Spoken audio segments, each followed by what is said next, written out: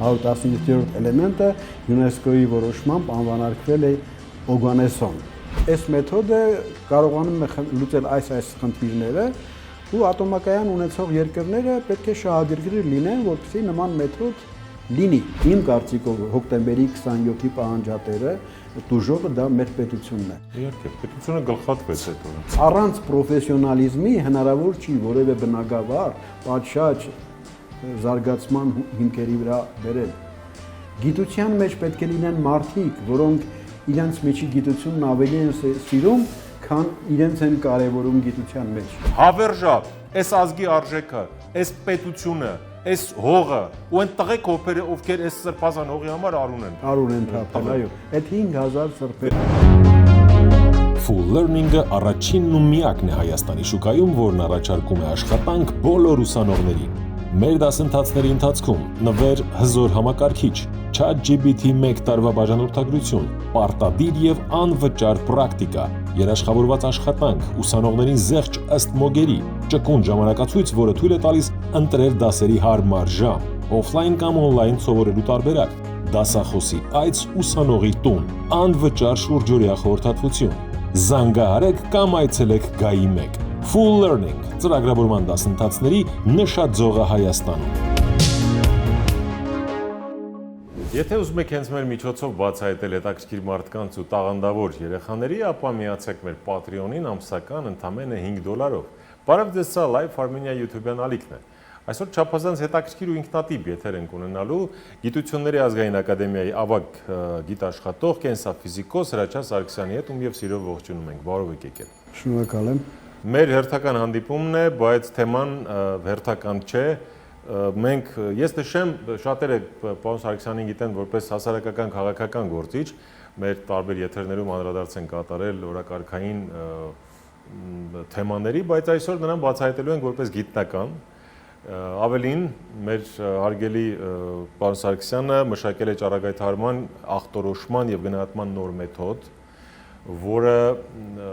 ըստ երևույթին համամարտկային, միջազգային նշանակություն ունի, բայց մեր երկրում խոչընդոտների է հանդիպում։ Պարոն Սարգսյան, ինչի մասին է խոսքը, ինչ մեթոդի մասին է խոսքը, ինչ ընթացք է այն ունեցել եւ ուր եք հասել, համեցեք։ Նախ շնորհակալ եմ հրավերի համար, հարգելի Արտակ։ Եթե թույլ կտաք, կուզեմ այսօրը նշել նրանով, որ այսօր մեր հայրենակից մեծանուն գիտնական Յուրի Ցոլակի Հովհաննիսյանի ծննդյան 92-րդ տարեդարձն է։ Յուրի Ցոլակիչը այն եզակի գիտնականներից է, որի անվամբ Մենդելեևի պարբերական աղյուսակում կա էլեմենտ, 117-րդ էլեմենտը ՅՈՒՆԵՍԿՕ-ի որոշմամբ անվանարկվել է օգանեսոն։ Իհարկե, պարոն Հովհաննիսյանը եւս 7 այլ էլեմենտների հայտնագործման հեղինակ է, եւ ամենահետաքրքիրը ինչն է, որ Յուրի Հովհաննիսյանը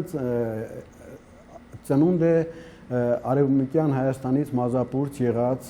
գաղթականների ընտանիքից 1933 թվականին Դոնի Ռոստովում, բայց նա մշտապես հպարտացել է, որ ինքը հայ ժողովրդի զավակ է։ Եվ ես կարծում եմ մենք էլ հպարտանալու բավական առիթ ունենք ունենալով նման զավակ, որպես հայ ժողովուրդը հպարտանալու իրոք մեծ առիթ ունի,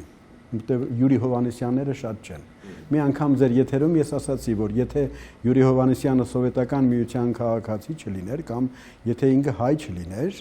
գուցե թե մի քանի անգամ Նոբելյան մրցանակի արժանանար իր ձեռքբերումների համար գիտության բնագավառում։ Այս մասով այսքանը։ Հիմա բուն մեթոդի մասին շատ գեղեցիկ նկարագրեցիք եւ ձևակերպեցիք, որ այո, ինքը մեթոդը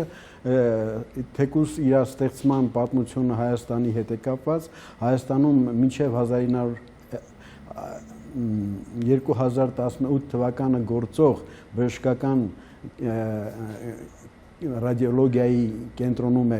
մշակումները գնացել, բայց ցավոք սրտի եւ կենտրոնն է հիմա փակ եւ այդ մեթոդի նկատմամբ վերաբերմունքը պատկան մարմինների բավարար չէ, որպեսզի նրա զարգացումը այն մակարդակի հասցվի, որպեսզի կիրառություն ունենա։ Ինչի մասին է խոսքը։ Դեռևս 1986 թվականին, երբ որ տեղի ունեցավ Չեռնոբիլյան աղետը,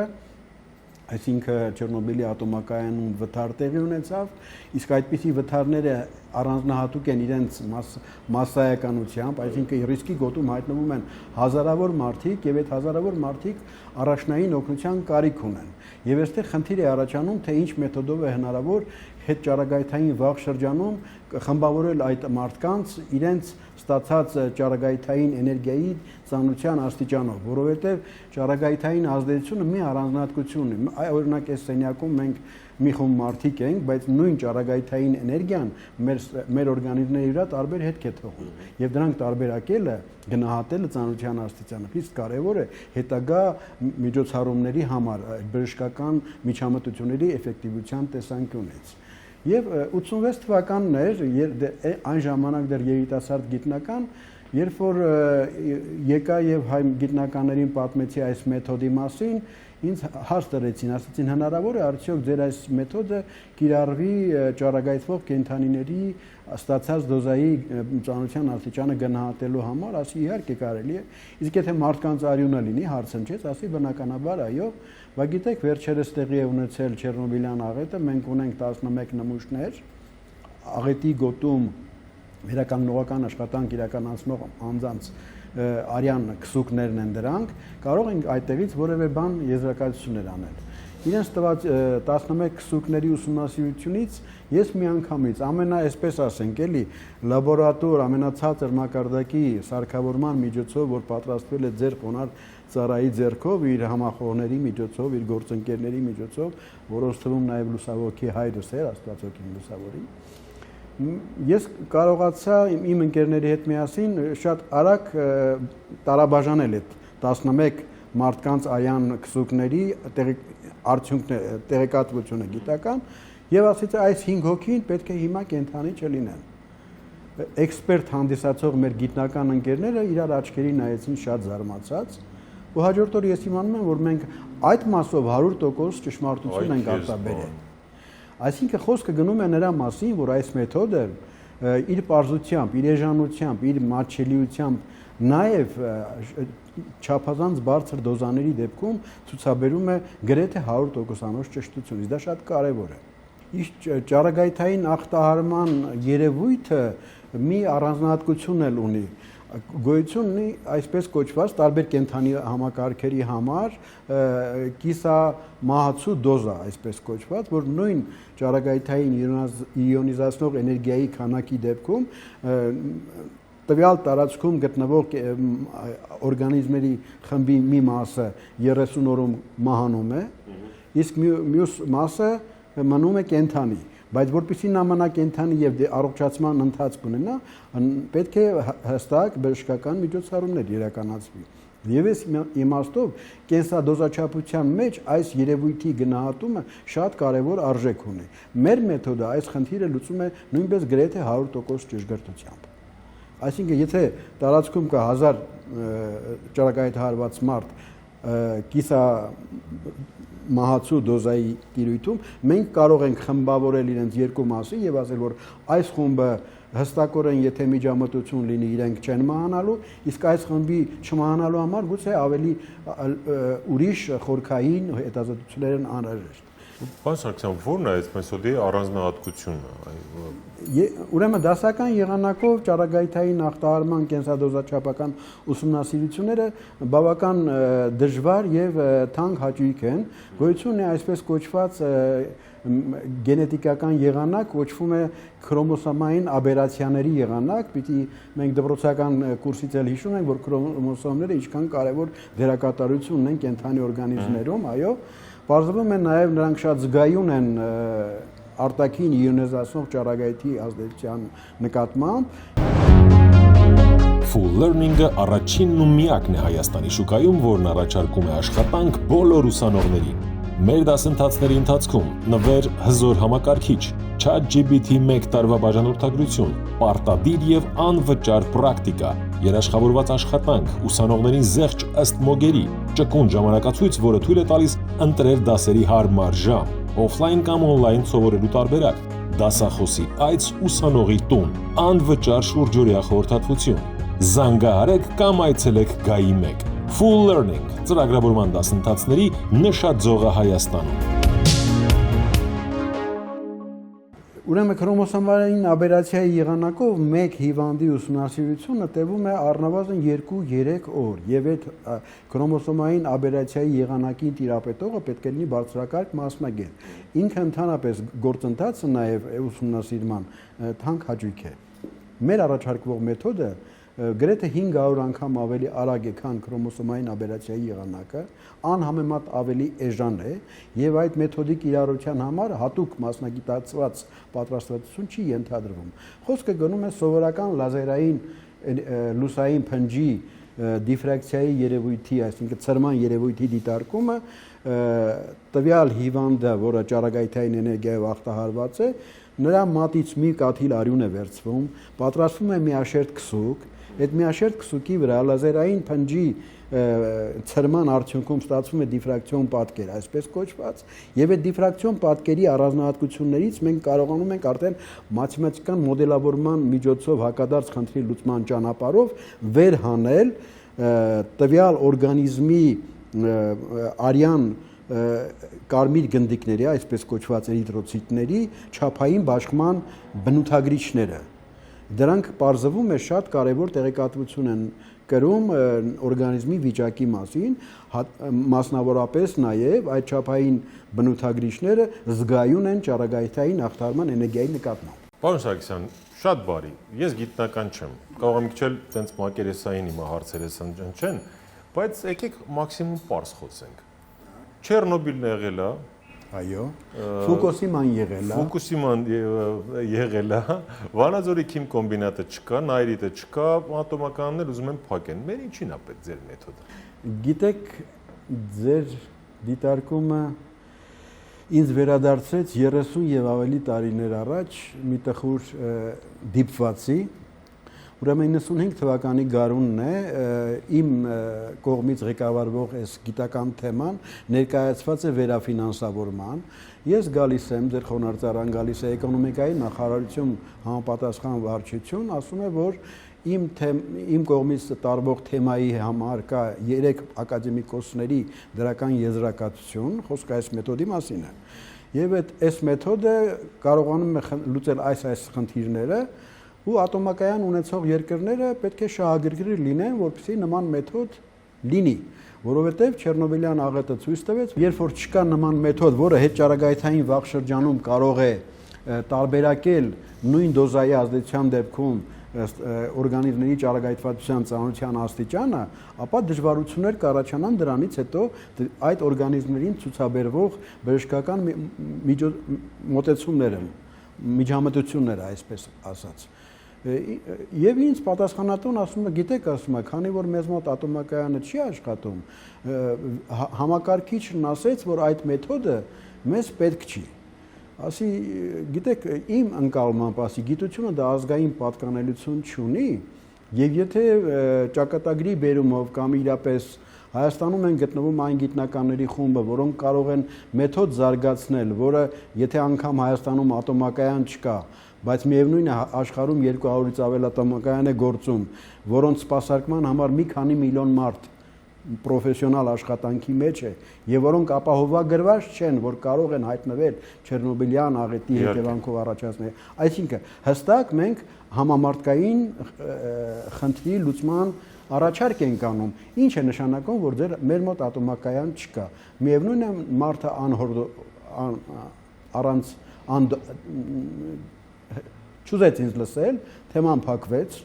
լաբորատորիան փակվեց, մեր մասնագետների խումբը հայտնվեց փողոցում ուղիղ 15 տարի, մինչև 2011 թվականը։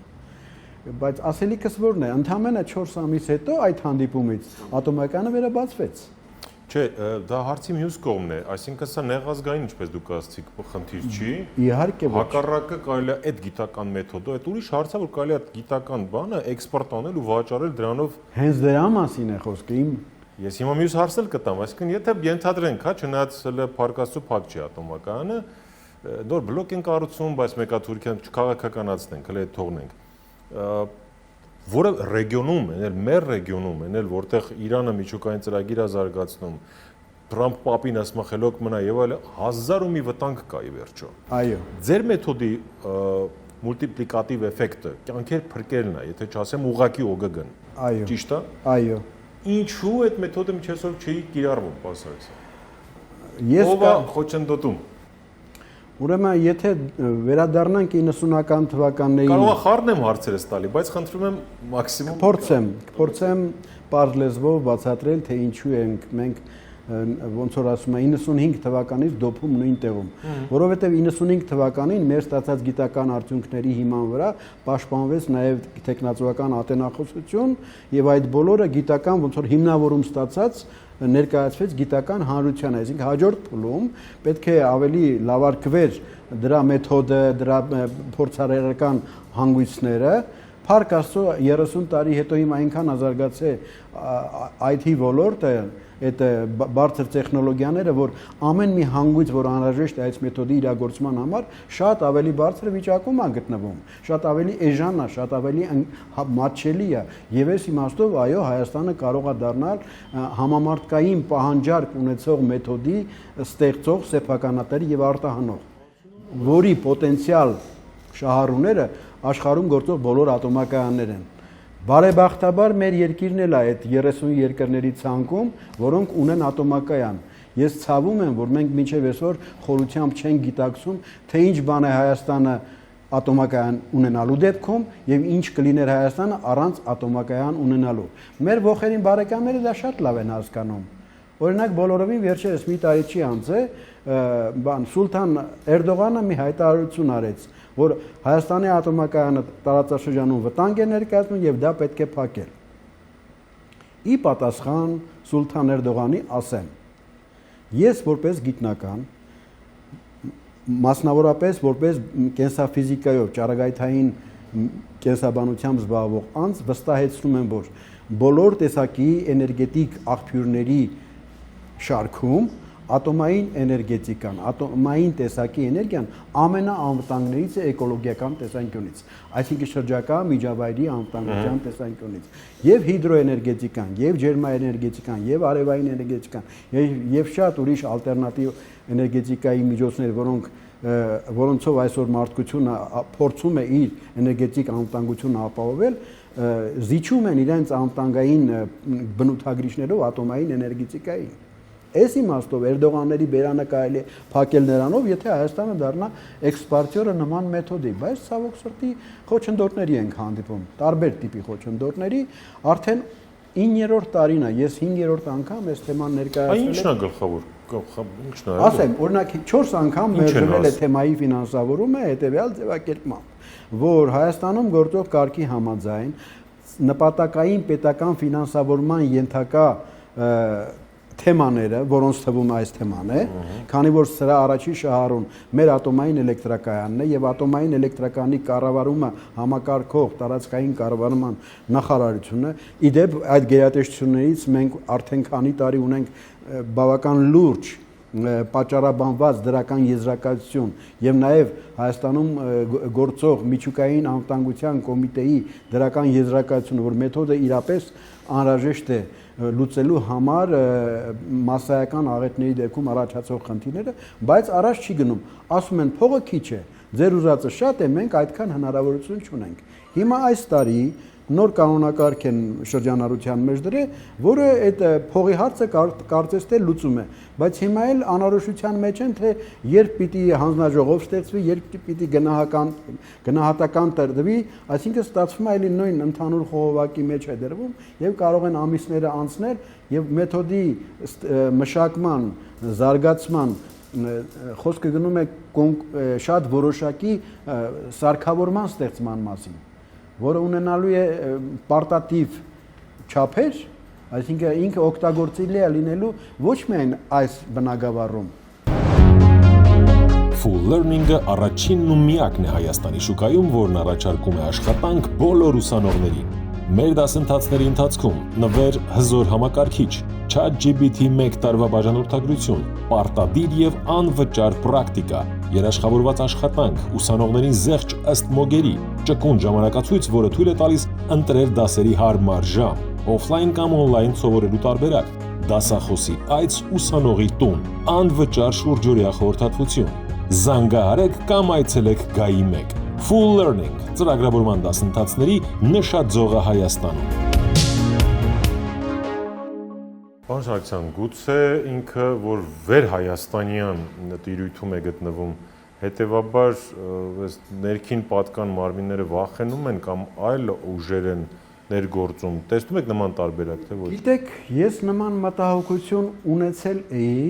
Սա ըստ էության հեղափոխական բան է, էլի, իր բնույթով։ Գիտական գյուտ է, նորամուծություն է։ Ես դες ասացի խոսքի սկզբում, որ գյուտը գիտական վերջնական տեսքի բերվեց 1995 թվականին, երբ որ դրա արդյունքների հիման վրա պաշտպանվեց տեխնացուական ատենախոսություն։ 2014-12-15 թվականներին ես եղել եմ Սիբիրի ֆեդերալ համալսարանի դոկտորանտ, որտեղ այդ արդյունքների ամփոփման հիման վրա Ռուսաստանի Դաշնությունը տվել է նաև պատենտ այդ մեթոդի, այսինքն ճառագայթային ախտահարման վաղ ախտորոշման եւ ծանրության աշճանի գնահատման էքսպրես եղանակի մասին պատենտ ունենք մենք, համահեղինակների գլխավորում է ձեր խոնարհ ծառան։ Բայց միևնույնն է Հայաստանի մեր պատկան մարմինները չգիտես ինչու չեն կարողանում ձևը գտնել այս մեթոդի զարգացման ֆինանսավորումը ապահովելու համար։ Հիմա ես 2002 թվականին հիմա մի բան որ պատմեմ, գուցե զարմանալի լինի մեր ունկնդիրների համար եւ նաեւ ձեզ համար, գիտնական Հրաչյա Սարգսյան եւ 2002 թվականին Հայաստանի Հանրապետության ոստիկանության 6-րդ գլխավոր վարչությունում ինձ հրավիրում են հարցաքննության, սկզբից որպես վկա, բայց պարզվում է այդտեղ հրավիրող քննիչը, որը Բագրատ Պետրոսյանն էր, ոչ անհայտ, Արևիկ Պետրոսյան ունենք մենք սահմանադրական դատարանները, հարազատ եղբոր մասին է խոսքը։ Իբրև թե ես կազմակերպիչն եմ հոկտեմբերի 27-ի գործով կարևորագույն վկայի սպանության։ Պատկերացնում եք։ Շատ զարմացած, շատ վրդոված, ասում եմ երևի դուք սխալ ասիով եք եկել։ Ինքը իմ այդ վրդովմունքը, իմ այդ, այսպես ասենք, անկաշկանդ բանավեճը երևի թե իր մոտ ուրիշ իրավիճակ ստեղծեց հակվածության, էլի, որոշեց, որ այլ կերպ պիտի տարվի մեր շփումը, հարցերի շարք թողեց ու գնաց։ 8 ժամվա մեջ ես մոտ 14-16 էջ բացատրություններ տվեցի իր կողմից բարձրացված հարցերի պատասխան։ Ու էլի ինձ համար անհասկանալի էր, ինչ կապ ունեմ ես հոկտեմբերի 27-ի այսպես կոչված կարևորագույն վկայի, դուք բնականաբար դուք քաջատեղյակ եք հայտնի մանախի գործին, որը 2003 թվականին դատապարտվեց 15 տարի ազատազրկմամբ, իր հետ միասին մեկ ուրիշ ընկեր 11 տարի ազատազրկմամբ եւ Հրաչյա Սարգսյանը, որ հրավիրվել էր որպես կարևորագույն վկայի սպանության կազմակերպիչ, մոռացվեց այդ հարցաքննությունից հետո եւ ձևակերպեց, որ մանախը եղել է եւ կազմակերպիչը եւ կատարողը այդ հանցագործության։ Չգիտեմ էլ ինքը այդ հանցագործության մեջ մեղք ունի թե ոչ, որտեվ մինչեւ այսօր էլ նա ժխտում է, որ որևէ կապ ունի այդ հանցագործության հետ։ Դեպքն արկա է եղել, մարդը սպանվել է, բայց ով է այդ մարդը կապ ունի հոկտեմբերի 27-ի հետ թե ոչ, կարող ենք այդ հետաքննություն իրականացող մարմինները միակ ասել կամ դատարանը, որտեղ այդ գործերը կան, բայց Հրաչյա Սարգսյանը արդեն ականջալուր չի, թե ինչ է տեղի ունեցել։ Միայն 2017 թվականին իմանում եմ, որ մանախը երբ որ դուրս է գալիս ու իր շուրջ տեղի ունեցածի մասին տեղեկությունները հասնում են ինձ։ Բայց 2020 թվականին մեր հայրենակից Տարոն Սահակյան, եթե լսած կլինեք լրատվամիջոցներից, որը եղել է 1999 թվականին ազգային ժողովի падգամավոր եւ կառավարության հատուկ ներկայացուցիչ Մոսկվայում, ինքը հենց այն բանի ազգային ժողովի սազիվի անդամ եղել, որտեղ տեղի ունեցավ այդ չարաբաստիկ ողբերգությունը։ Ես կասեի հանցագործությունը, ոճրագործությունը, տերորը մեր պետության նկատմամբ, իմ կարծիքով հոկտեմբերի 27-ի պահանջատերը, տուժողը դա մեր պետությունն է։ Իհարկե, պետությունը գլխատվեց այդ օրը։ Ցավոք սրտի, տեսեք 2020 թվականին արդեն վերաբացված կազմակերպիչներ եւ պատվիրատուներ մասով գործը եղավ, եթե հիշում եք 19 թվականի դեկտեմբերին, ինձ նորից հրավիրեցին ազգային անվտանգության քննչական վարչություն, հարցաքննության, ես հարց բարձրացրեցի, թե 2002 թվականին ինձ այսպիսի թեմայով հրավիրել եք հարցաքննության, ինչ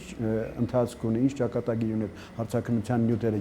ես ընդհանրապես ինչ կապ ունեմ դրա հետ, եւ հիմա որ դուք բացել եք այս գործը, նպատակը ո՞րն է այս վերաբացված գործով, վերջապես հոկտեմբերի 27-ը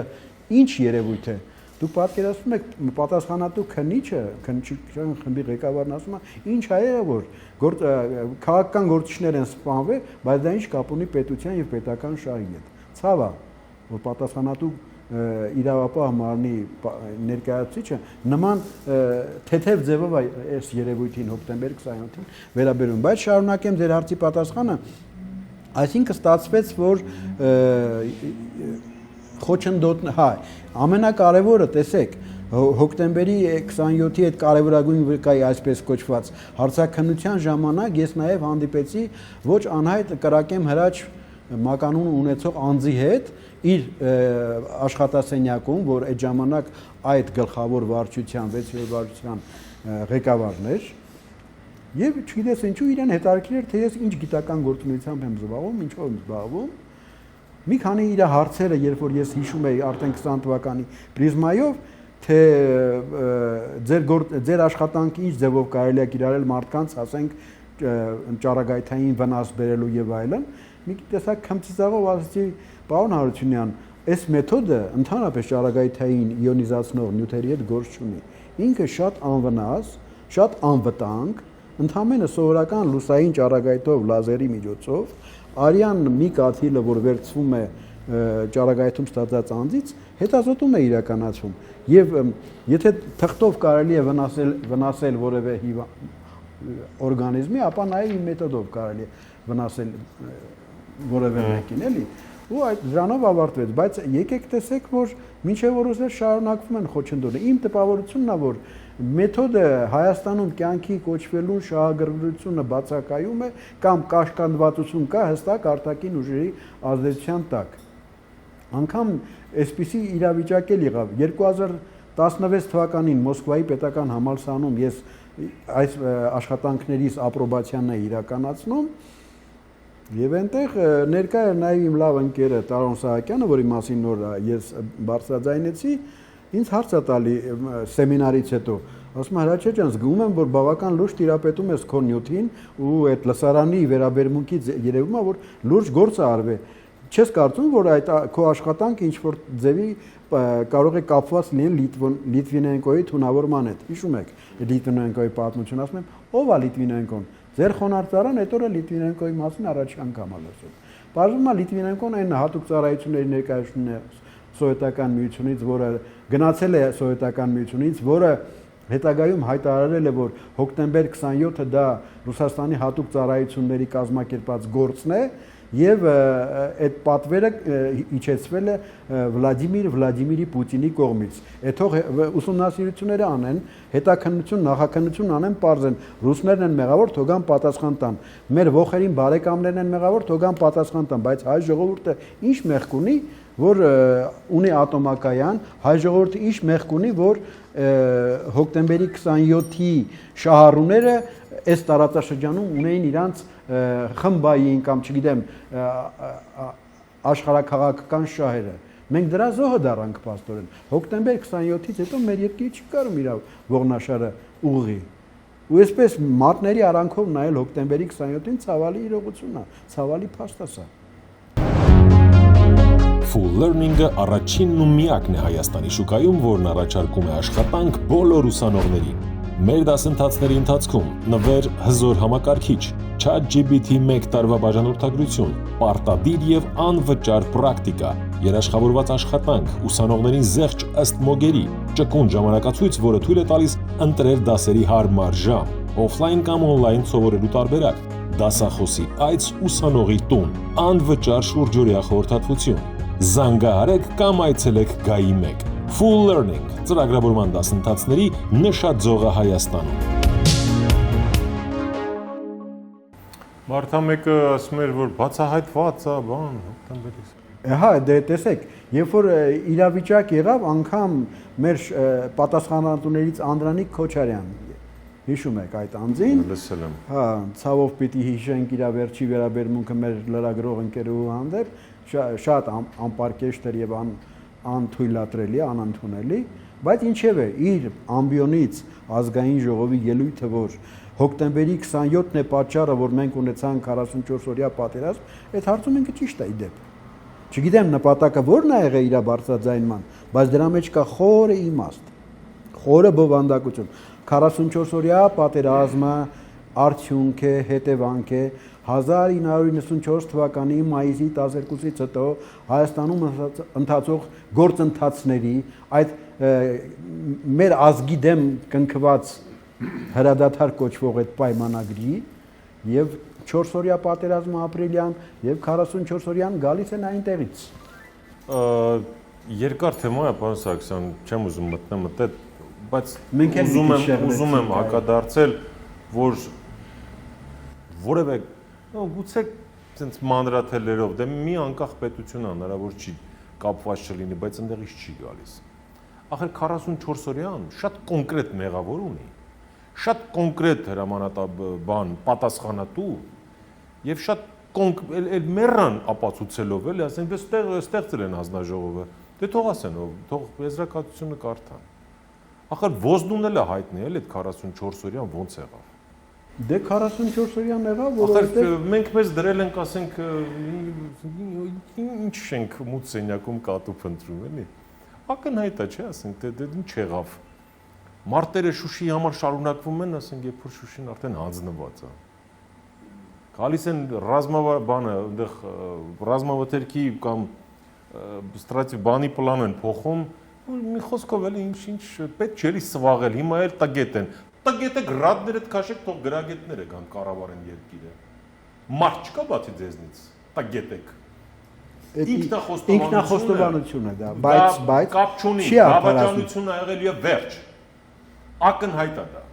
Իսկ բոլոր դավաճանները պետքա դատվեն ու պատասխան տան։ Ձեր խոնարհծառան 2020 թվականի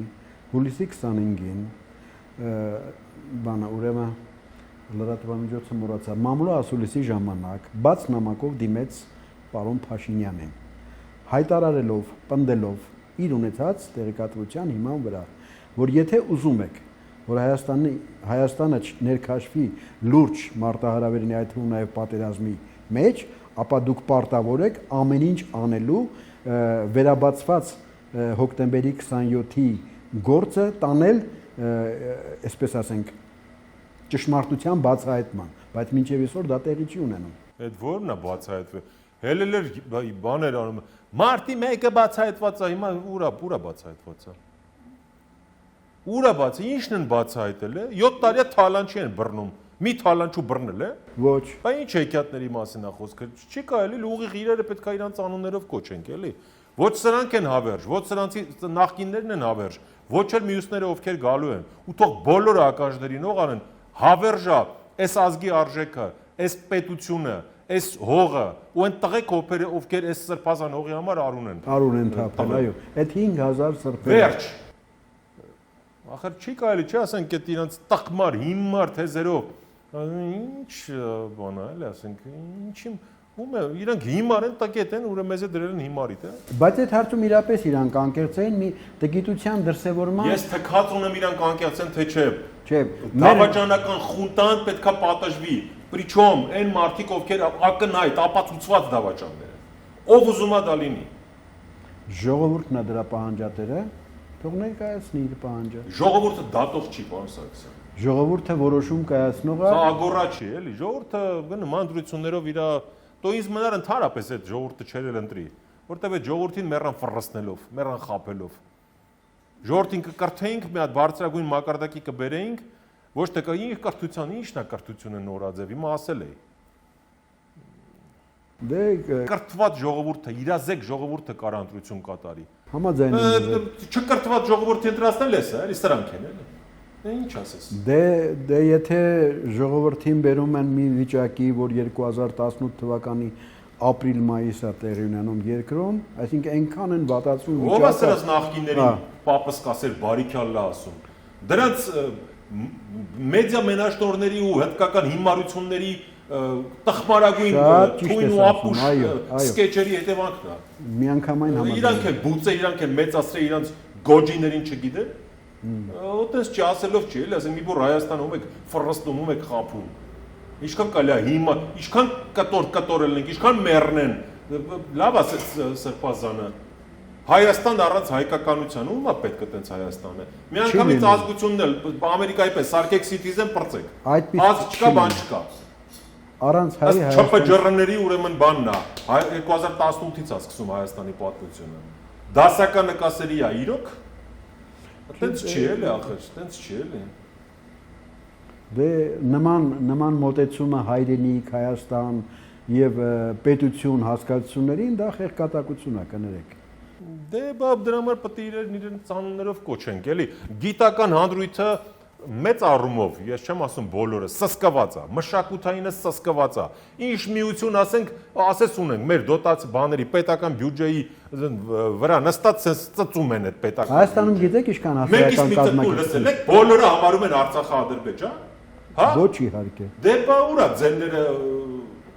չի գալի։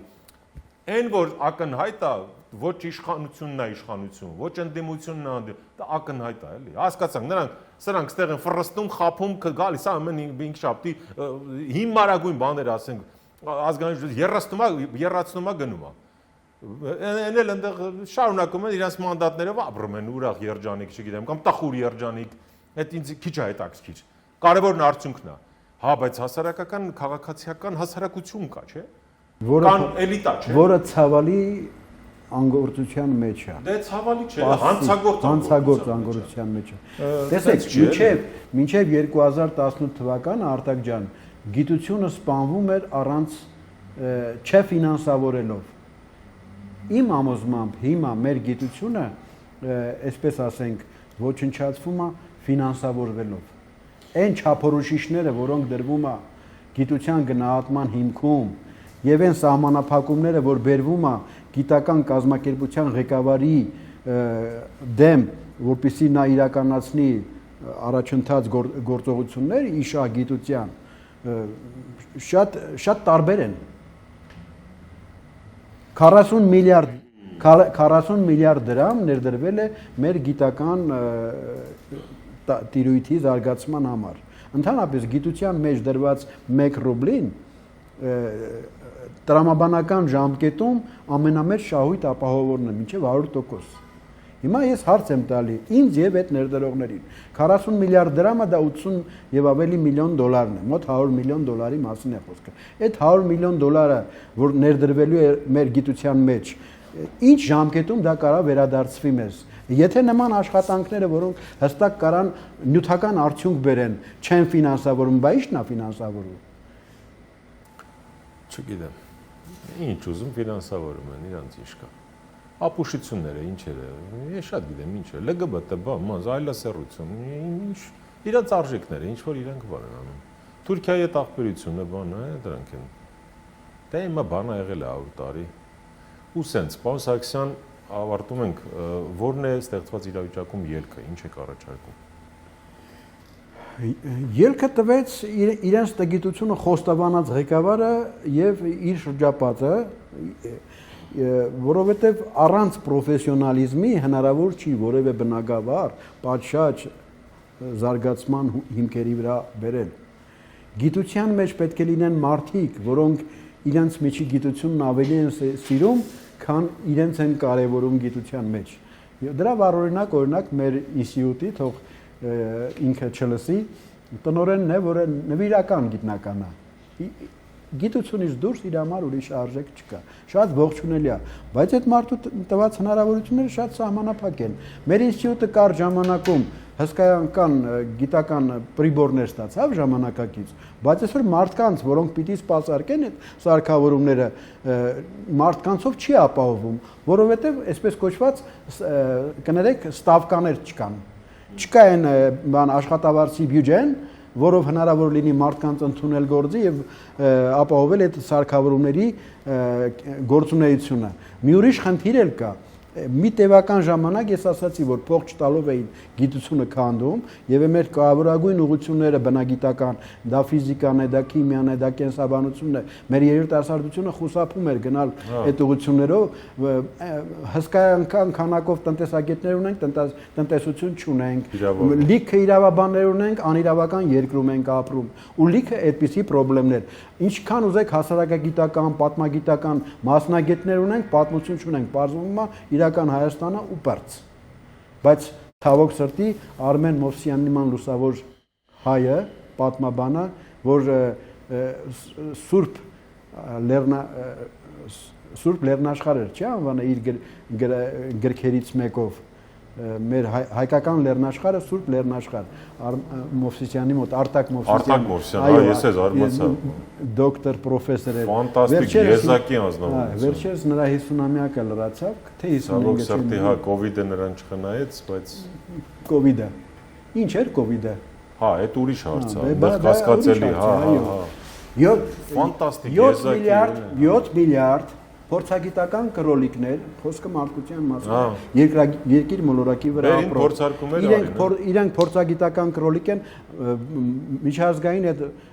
առողջապահական համակարգերի դեղի մագնատների, չգիտեմ ինչքան ուզում են, թող ինձ քննադատեն, ես կարող եմ համակարգված հիմնավորել իմ դիրքորոշումը։ Մարդկությունը բուժման այնքան դասական եղանակներ ունի, որ կարիք չունի, որ ամեն մի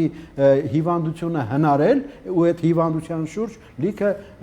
փրկող միջոցներ հնարել ու բիզնես դարձնել դա չի կարելի։ Ինչ ենք առաջարկում, պարզագույն մեթոդ ենք առաջարկում, որ ավելի քան 10 միլիոն մասնագետներ, որոնք սպասարկում են աշխարհի 200-ից ավելի ատոմային էլեկտրակայանները վաղը միսօր, որ ձերբազատված չեն, ապահովագրված չեն վտանգներից ու վթարներից, նրանց կյանքին սպասող վտանգը նվազեցնելու,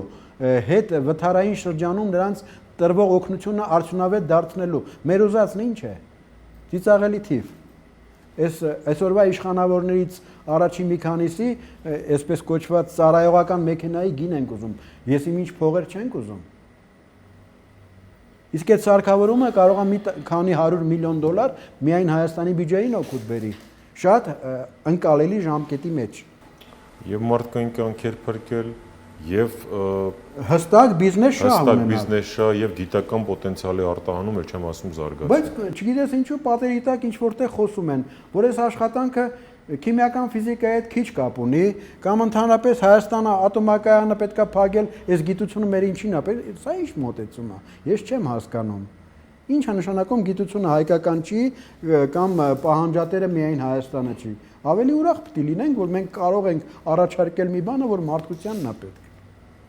Մի քիչ սումբուր ստացվեց խոսքս, ներող կլնեք, բայց ցավալի իրողությունն է։ Հիմա ես դիմում եմ պատկան գերատեսչական պատասխանատուներին։ Այս թեմայի շուրջ ունենք 4 դրական եզրակացություն։ Կա եզրակացություն, որ այս թեման անհրաժեշտ է ու պետք է ֆինանսավորի։ Ինչքան պետք է Հրաչյա Սարգսյանը իր գործընկերների հետ միասին սպասի, որ բարեհաճեն ֆինանսավորել այս մեթոդը եւ կյանքի կոչել են սարքավորումը, որը պետք է ոչ միայն Հայաստանում եւ ոչ միայն հայերիս։ Շնորհակալություն, հուսանք, որ անարձագանք չի մնա ձեր կոչը եւ այս դիտարկումները եւ այլիս անձնական շահեր չի էլի։ Մենք էլ ուրախ կլինենք, որ սա էլ տեղից շարժվի։ Պարոն Սարգսյան, շնորհակալություն նաև ձեզ, հարգելի հետևորդներ, հարցազրույցը դիտելու եւ մեր արիքին բաժանորդագրվելու համար։ Ես հիշեցնեմ, որ մեր հյուրն այսօր Գիտությունների ազգային ակադեմիայի ավագ գիտաշխատող կենսաֆիզիկոս Հրաչյա Սարգսյանն էր։